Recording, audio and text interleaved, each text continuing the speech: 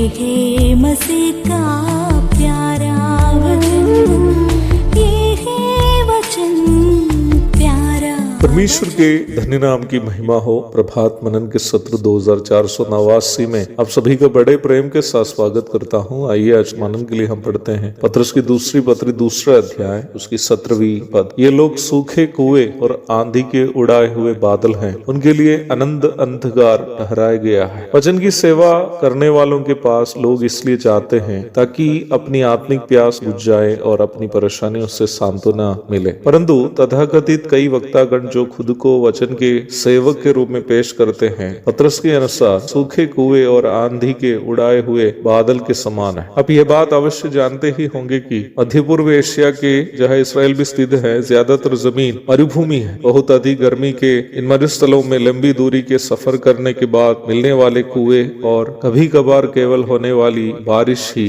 लोगों के लिए थोड़ा बहुत तसल्ली प्रदान करते हैं। आत्मिक परिप्रेक्ष्य में देखा जाए, दुनिया संसार एक मरुभूमि है। लोगों की आत्माएं अपनी आत्मा की प्यास बुझाने के लिए वचन रूपी जल के लिए तरस रही। पिछले मंगलवार के दिन हम कटिहार कलीसिया के कुछ भाई लोग कटिहार से लगभग 40 किलोमीटर दूरी के एक क्षेत्र में एक छोटी सी समाज सभा कर पाने की उम्मीद से गए। हम अपनी गाड़ी पार्किंग करके मीटिंग के स्थान की ओर बढ़ रहे थे। एक बुजुर्ग आदमी हमें मसीही प्रचारक समझकर हमसे इधर पूछा कि क्या आपके पास कोई किताब नहीं है पढ़ने के लिए। हम उस क्षेत्र में अनेकों लोगों को हमारे पास जो पर्चियां थी वितरण की। प्रभु दया करे तो पुनः अगले सप्ताह उसी क्षेत्र में हम प्रचार के लिए जाना चाह रहे हैं। आत्मा की शांति के लिए आज भी अनेकों लोग मसीही प्रचारकों की आस में हैं। दुखजनक बात यह है कि लोगों की इस आस का अनेकों झूठे शिक्षकगण शोषण कर रहे हैं और अपना स्वार्थ की पूर्ति के लिए उपयोग भी कर रहे हैं। जबकि इन झूठे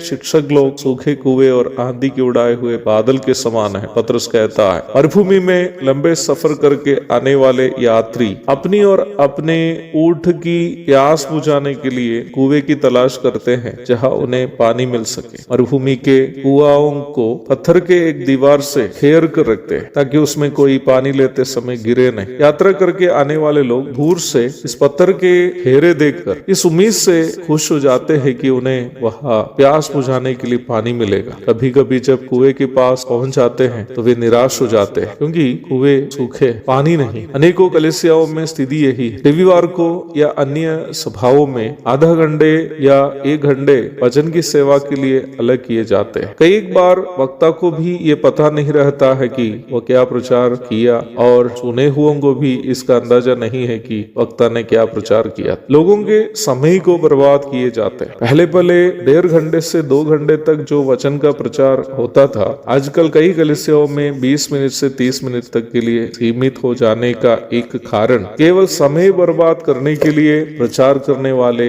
वक्तागण हैं। कुछ प्रचारक ऐसे बादल के समान है जो आंधी में उड़ाए जाते हैं। मरुभूमि में खेती के लिए बारिश अनिवार्य। काले काले बादल देखकर किसान खुश हो जाते हैं और उम्मीद करते हैं कि अब तुरंत बारिश होने वाली है। तब अचानक कोई आंधी हो जाती है और आंधी के साथ बारिश भी उड़ जाती है। अपने आप को बाइबल पंडित, ETH, MDH एवं अन्य कई बाइबल डिग्रियां लेकर रेवरेंड, डॉक्टर आदि बनाकर आने वाले कई लोगों की स्थिति यही है। दूर से आते देखकर लगेगा कि अभी मूसलाधार बारिश होगी। बाद में संदेश देते समय पता चलता है कि सिर्फ हवा ही थी और कुछ भी नहीं। कितनी दयनीय अवस्था। ऐसे वक्ताओं से कभी भी विश्वासियों की आत्मिक उन्नति नहीं होती है, न ही उनकी आत्मिक प्यास बुझ जाती है। मसीही प्रचारकों को हर एक बार जब उन्हें वचन की सेवा करने का अवसर मिलता है, प्रभु से ही संदेश प्राप्त करके विश्वासियों को बांटना है। प्रचार प्रसार कभी भी अपने आप को ऊंचा दिखाने या कोई स्वार्थ लाभ के लिए नहीं होना चाहिए। एक और शुभ दिन की धन्य कामनाओं के साथ आज का मनन में यह समाप्त करता हूँ। प्रभु आप सबको आशीष दे। आमीन।